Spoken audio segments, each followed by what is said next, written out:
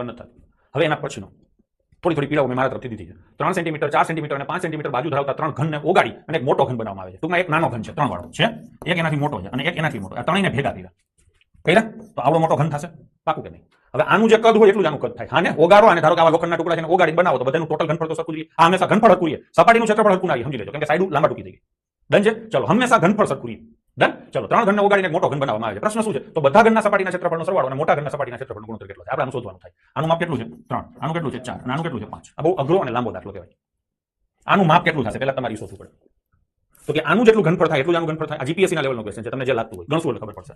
આ કેટલું થાય? 27 થાય આનું ઘનફળ. આ કેટલું થાય? 64. અને આ કેટલું થાય? 125. આ બધાયનો સરવાળો કરો તો 7 ને 4 11 ને 5 16. બધી એવી 13 ને 4 216 થાય. થાય તો આનું માપ કેટલું થાય? 6. મળી ગયું ને? આ એક સ્ટેપ પૂરું થયું. હવે આની સપાટીનું ક્ષેત્રફળ કેટલું થાય? 3l² થાય ને? તો નહીં 6l² થાય ને?